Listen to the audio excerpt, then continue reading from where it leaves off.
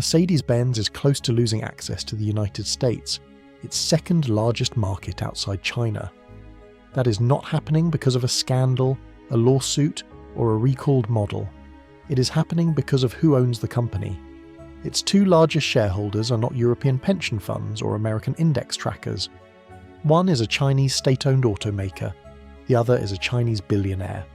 Together they control 19.67% of Mercedes-Benz Group, comfortably past the ownership line a bipartisan bill in Washington has drawn around what it calls foreign adversary control.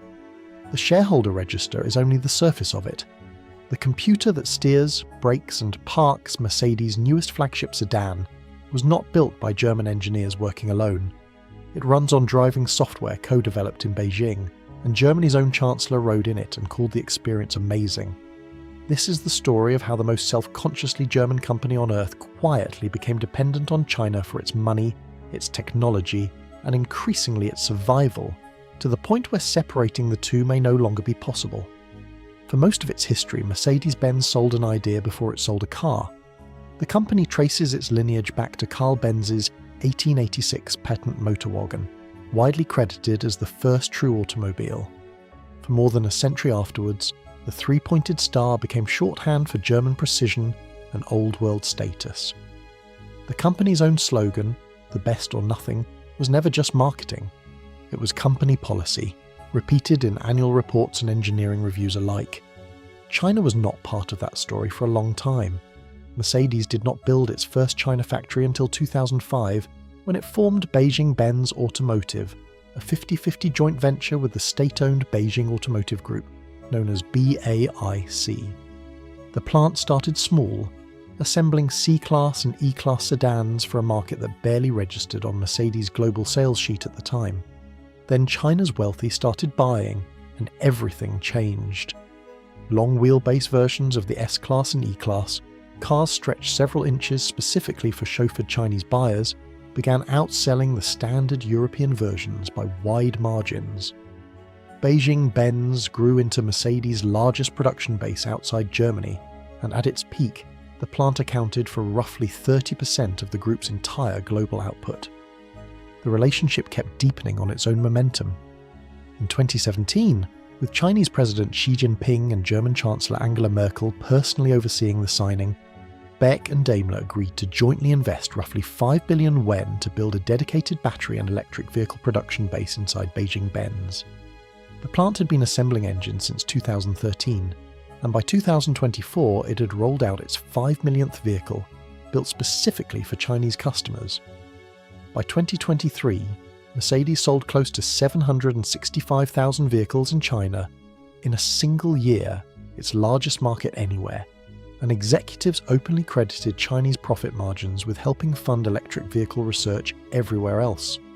If you want the sharpest breakdowns of how global companies actually build these empires and lose them before the headlines catch up, subscribe now. This channel exists to tell the stories the financial media won't slow down to explain. For the better part of 2 decades, this looked like the cleanest kind of success story. Mercedes brought German engineering discipline, China brought scale, labour, and an emerging class of buyers who treated the three-pointed star as proof they had arrived. BAIC built the factories, Mercedes protected the brand.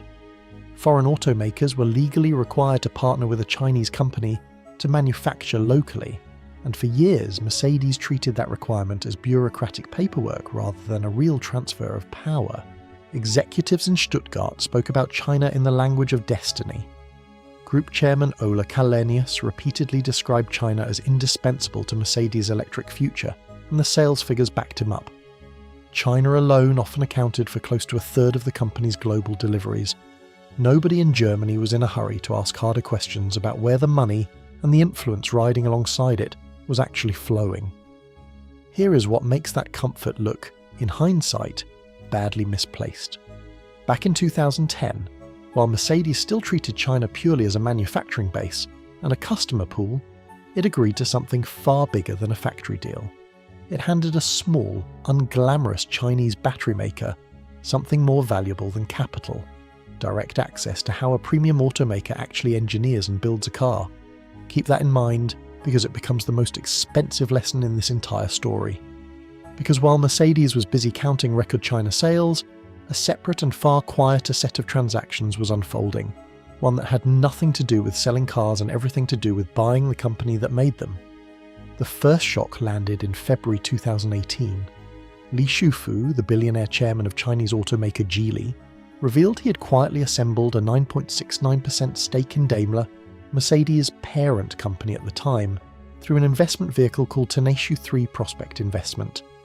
The purchase, reportedly worth close to $9 billion, was built largely through derivatives and off-market trades, specifically structured to avoid tripping disclosure requirements until the position already existed.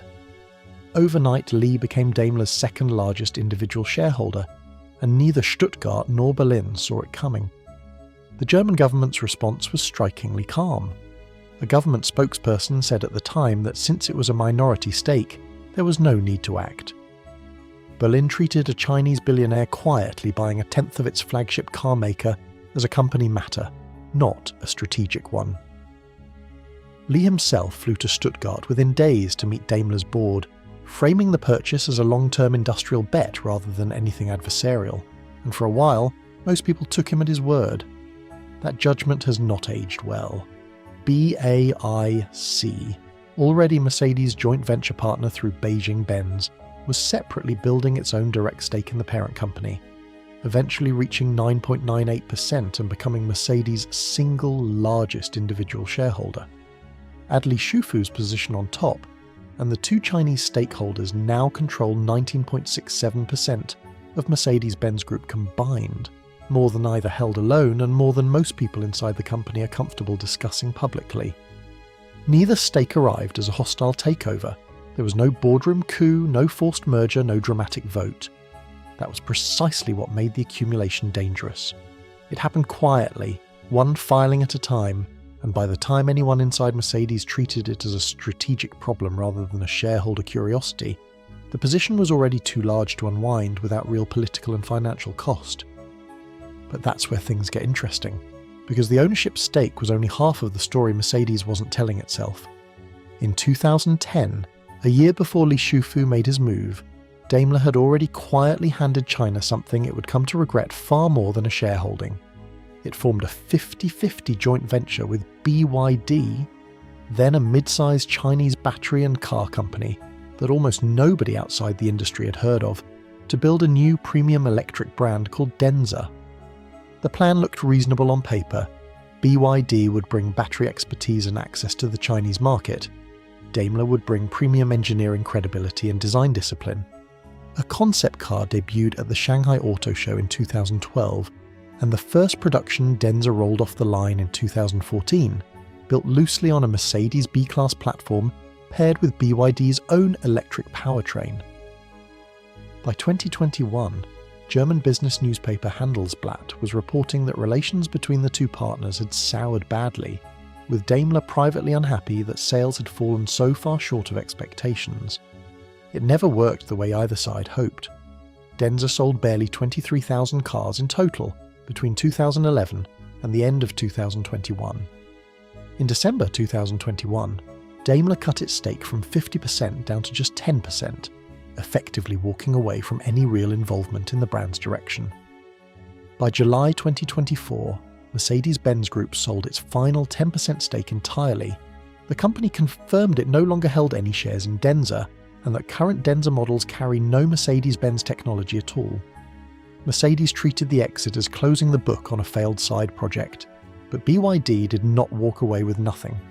It walked away having spent 13 years inside a joint venture with one of the world's most respected automakers, learning exactly how a premium electric car gets engineered, tested and sold at scale. By 2025, BYD had become the world's largest electric vehicle manufacturer by volume. The student had finished the lesson its teacher no longer wanted to keep paying for. Mercedes' answer to a failed Denza experiment was, strangely, to repeat almost the same structure with a different partner.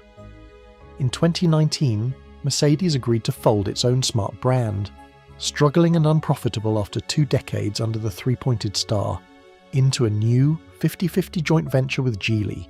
the same company whose chairman had just built a stealth stake in Mercedes itself. Under the deal, Mercedes kept design. Geely took over engineering, manufacturing and the supply chain entirely, out of a brand new headquarters in Hangzhou. The smart joint venture required a fresh 5.4 billion yuan in registered capital, split evenly between the two partners, and it handed Geely something Mercedes had never given a Chinese partner before: full authority over how a Mercedes-owned brand actually gets built. At the same time, Mercedes was quietly building a much deeper dependency into every electric vehicle it made anywhere in the world. Since 2020, Mercedes has relied on CATL, the Chinese battery giant, as the dominant cell supplier across its EV lineup, including flagship models like the EQS. That reliance followed Mercedes even into Europe. In 2026, delays at CATL's own battery factory in Deepening, Hungary, forced Mercedes to source cells for its new electric van directly from China instead, with CATL covering the extra shipping cost. A factory built to reduce dependence on China ended up deepening it. In 2024, a scandal in South Korea revealed that Mercedes dealers had been trained to avoid volunteering which supplier powered certain EQE and EQS batteries after a parked EQE caught fire, and it emerged some cars used a lesser-known Chinese supplier, Pharisees, instead of CATL. Competitors made a different choice. BMW and Audi's Korean units disclosed their EV batteries came from established suppliers like Samsung SDI and LG Energy Solution, avoiding the exposure Mercedes accepted. The crack that started in the shareholder register had, by this point, spread directly into the hardware sitting inside the cars themselves.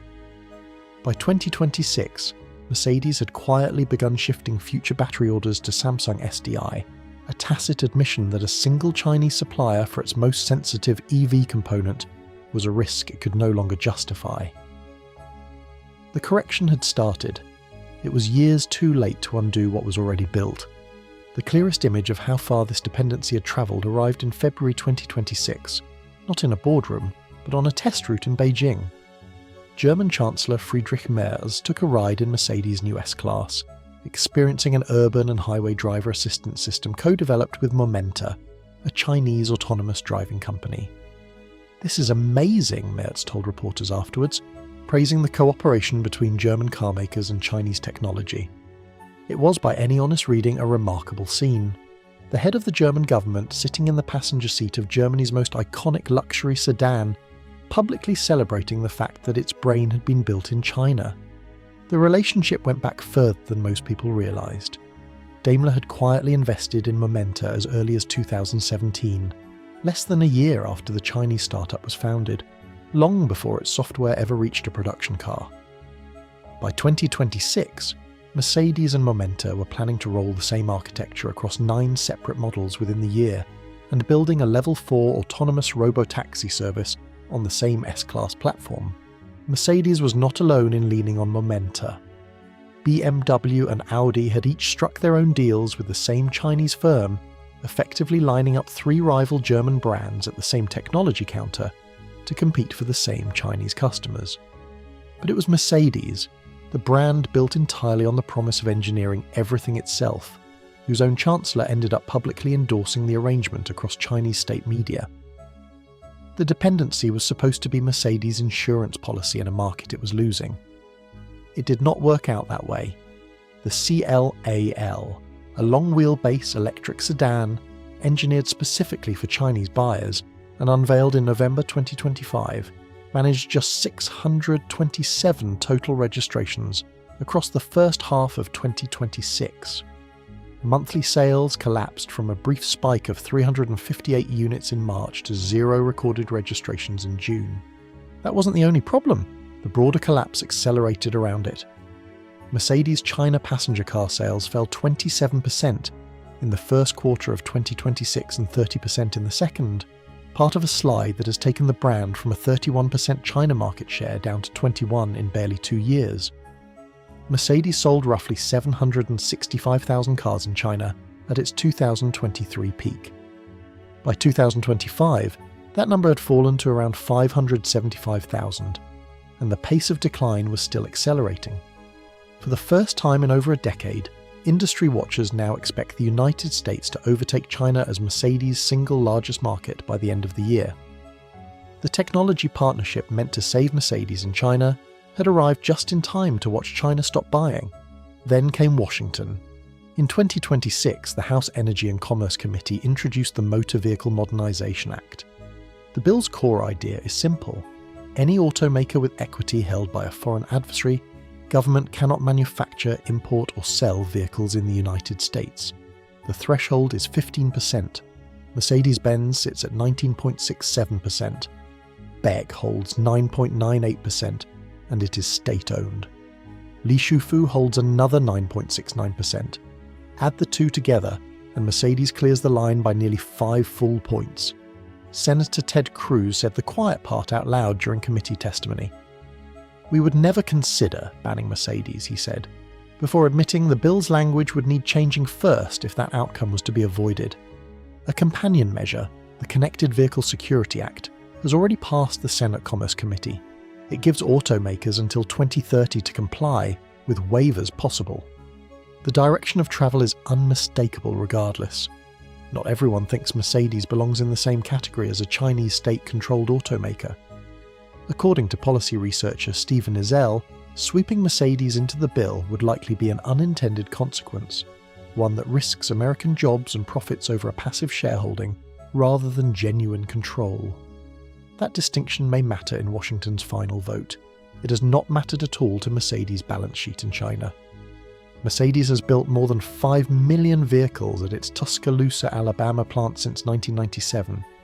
Another 450,000 vans have rolled out of its South Carolina facility. Thousands of American jobs now sit downstream of a shareholder registry Mercedes does not control, and so far has offered no clear plan to unwind. None of this required a single hostile act. It took 15 years of small, reasonable-seeming decisions, each one made because walking away from China's money looked unthinkable at the time. So what actually went wrong? It came down to 3 decisions Mercedes never treated as connected until it was already too late. First, it let 2 separate Chinese shareholders build up stakes with no combined ceiling in mind, treating each purchase as an isolated minority investment rather than a compounding one, until 19.67% became the exact number Washington now points to as evidence of foreign control. Second, it handed away the very expertise that made it valuable in the first place. Through Denza, it taught BYD how to engineer a premium electric car, then walked away calling the whole experiment a failure. Through Smart, it handed Geely full control over engineering and manufacturing for an entire brand. Both partners kept the knowledge long after Mercedes stopped paying for the lesson. Third, it wired its most advanced and most profitable vehicles to Chinese suppliers and Chinese software it does not own, from CATL's battery cells to Momenta's driving code, betting that deeper integration with China would insulate it against China's own market eventually turning against it. Instead, both risks landed at once. The market collapsed, and the dependency stayed exactly where it was. Mercedes still builds some of the best engineered cars in the world. That was never the problem. The problem is that the company spent 2 decades optimizing for a Chinese market it assumed would always want it, while building a shareholder structure and a supply chain that nobody left in Stuttgart fully controls anymore. Every individual decision, the joint ventures, the battery contracts, the software partnerships, made sense in isolation. Added together, they left the most German brand in the world unable to say with confidence where its own company actually ends and China's begins. If you found this useful, subscribe, because next week we're turning this same forensic approach on another German luxury brand.